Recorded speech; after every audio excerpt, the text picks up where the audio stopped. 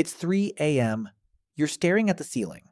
Your phone says you've been awake for 47 minutes. The alarm goes off in less than 4 hours, and your brain has decided this is the perfect time to replay every embarrassing thing you've ever done. You call this insomnia. You curse your body for malfunctioning. But here's what almost nobody knows. For 99% of human history, what's happening to you right now wasn't a problem. It wasn't a disorder, it wasn't your brain breaking, it was the most normal thing in the world.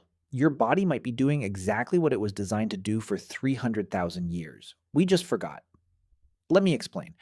In 2001, a historian at Virginia Tech named Roger E. Kirch published a paper that quietly broke sleep science.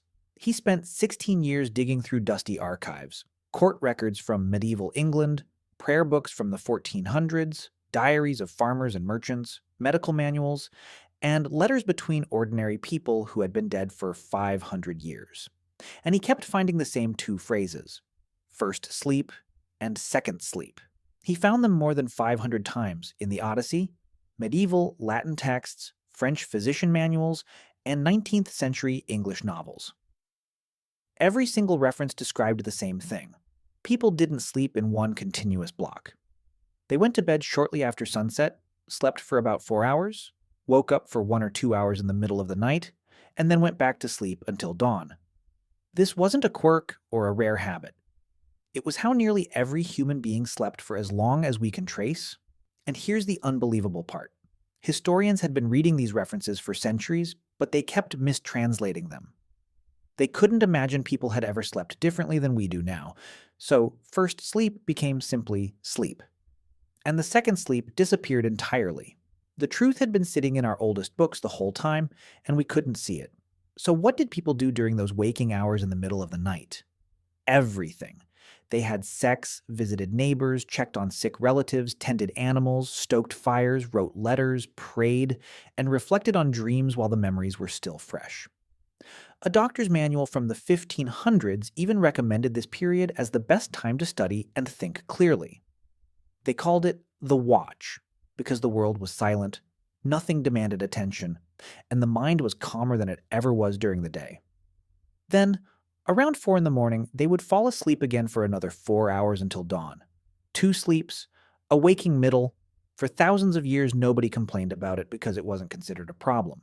It was simply what nights were. Then, in 1992, an American psychiatrist named Thomas Ware wondered what would happen if modern humans returned to the conditions our ancestors lived under.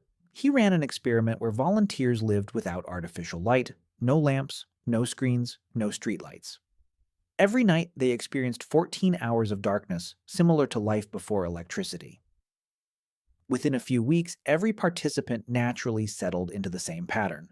4 hours of sleep, 1 to 3 hours of quiet wakefulness, and then 4 more hours of sleep. Nobody instructed them to do this. Nobody hinted at it. They had no idea about E. Kirch's research. They simply drifted into the pattern naturally, as if some ancient biological program had been waiting inside them all along. What Ware discovered next was even stranger. During that wakeful middle period, the volunteers produced elevated levels of prolactin, the same hormone associated with meditation, breastfeeding, and the calm after orgasm. They weren't restless, anxious, or bored. They described feeling peaceful, deeply relaxed, almost trance-like. Some even said it was the most relaxed they had ever felt in their lives. It wasn't insomnia. It wasn't a broken sleep cycle. It was a completely different state of consciousness, one most humans alive today never experience anymore. So if this is how humans slept for hundreds of thousands of years, what destroyed it? Light. In the 1660s, Paris became the first major city to install street lamps. Louis XIV ordered it to reduce crime. The night, which had been a place of fear and mystery, started becoming navigable. London followed, then Amsterdam, then every European city. Then came cheaper candles, gas lamps in the 1800s. Then, in 1879, Thomas Edison commercialized the electric light bulb.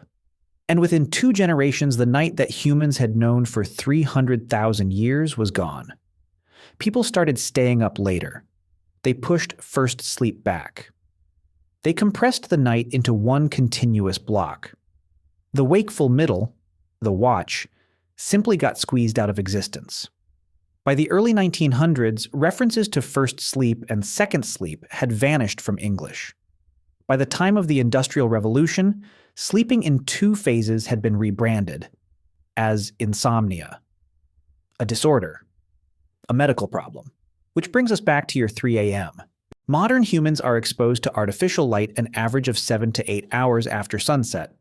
The blue light from your phone, your TV, the LED bulb in your hallway, your retina cannot tell the difference between it and sunlight. So your brain, which evolved over millions of years to read light as its daytime, stay alert, delays your melatonin release by hours. You're not biologically tired when you finally lie down. You are sleep deprived from staring at suns. And when you wake at 3 in the morning, in a body that has only had 4 hours of true rest, your brain does what it has done for hundreds of thousands of years. It wakes up. It enters that ancient middle state, but you don't recognize it. You don't see it as natural. You're not lying in candlelit silence next to someone you love, ready to think slowly about your dreams. You're alone in the blue glow of your phone, watching the minutes tick toward an alarm. And so your brain starts producing cortisol, the stress hormone, because you are treating a totally natural state as an emergency. Researchers who study this now have a name for it. They call it sleep maintenance insomnia. About 1 in 3 adults in the developed world experiences it regularly. 1 in 3. That's not a disorder, that's a memory. Here's the part you can test yourself. In 2017, researchers at the University of Colorado studied a group of people who went camping for 1 week with no artificial light at all. No flashlights, no phones, just sunlight during the day, and campfire at night. After 7 days, their melatonin cycles had shifted by nearly 2 hours. Their bodies were producing sleep hormones at sunset, instead of hours after it. Their sleep patterns had started to break apart into something older. 1 week, that's all it took for 300,000 years of programming to start reasserting itself. Some participants reported that during the second half of the week, they began waking in the middle of the night for short periods.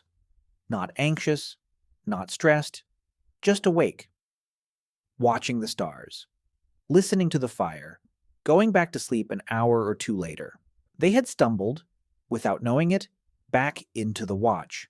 So tonight, when you wake at 3 in the morning, and you probably will at some point, you have a choice. You can grab your phone, curse your body, watch the minutes crawl, pump cortisol into your bloodstream, and lie there hating yourself.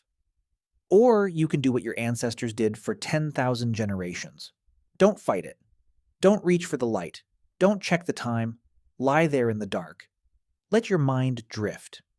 Think about what you dreamed. Think about someone you love. Think about nothing at all. In about an hour, your body will get sleepy on its own. The second sleep will come, the way it was meant to. For 300,000 years, your ancestors woke at the same hour you wake now. They lay in the dark between first sleep and second sleep, and they thought about their lives, their dreams, and the world they would wake up to in the morning. We traded all of that for a light switch. And then we called what was left a disorder. You are not broken. You are remembering.